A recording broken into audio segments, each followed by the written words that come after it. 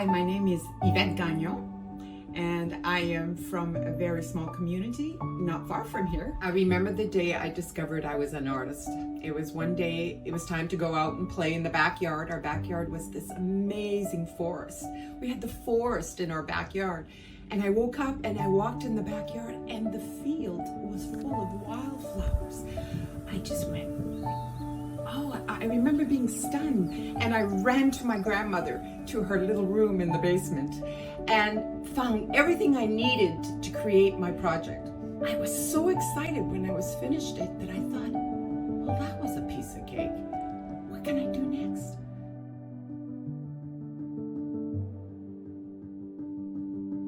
What influenced me a lot with my art is my parents and my grandmother. They came from big families. They were very frugal and they were very clever, and they became very creative with what they already had and what they could use it for. So that was instilled in me.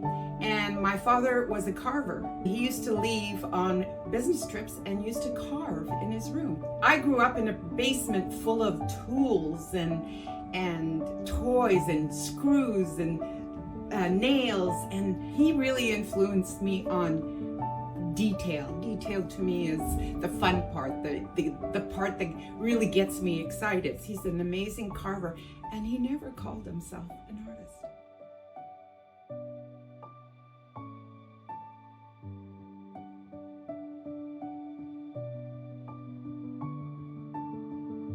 From my mom is definitely, I'm gonna cry.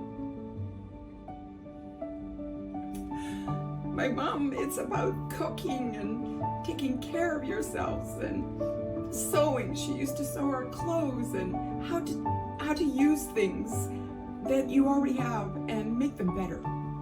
So my gift was from my parents and also my grandmother.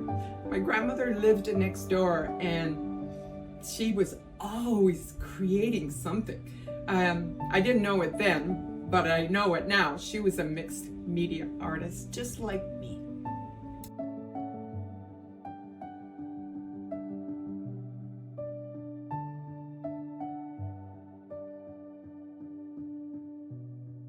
My oasis is another form of creativity. I love to garden because there's no rules. You could put as much stuff you want in one space. You could go bananas, use textures and colors and different shades of color and stuff that weeps in the wind and things that stay stationary or things that spike out. That's what I love about gardening. How does art make me feel? I paint every day. It's a way of life for me. I can't wait to do it. In a big way, I would say it's very spiritual for me, because when I'm placing glass, I sometimes don't even look at the piece that I'm picking, and it fits perfectly in the space that I'm working on. And I always giggle when that happens because it's so magical. It's so wonderful. And it happens a lot. This is different. The glass is already painted before I put it up here.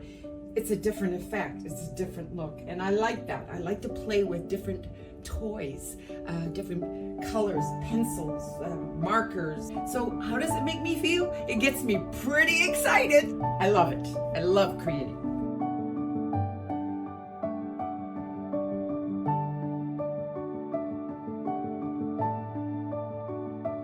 I don't have just one style. I have many styles. I get bored.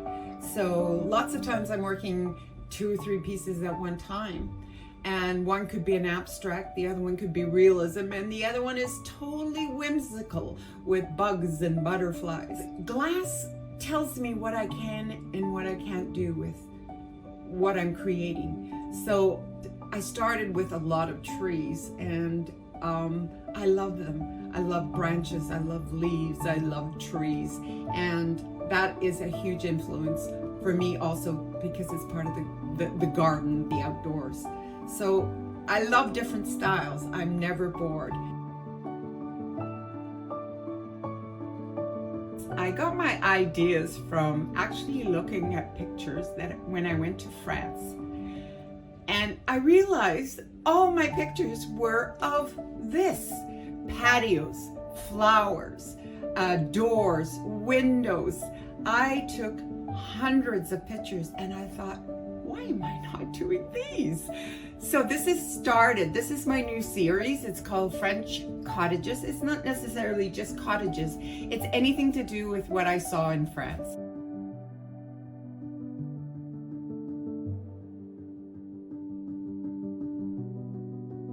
What I do with glass is unique, and unique is rare. Thanks for listening. I want people to remember my art, and I want them to enjoy them. It keeps me motivated, it keeps me happy, and life without it would be very, very dull.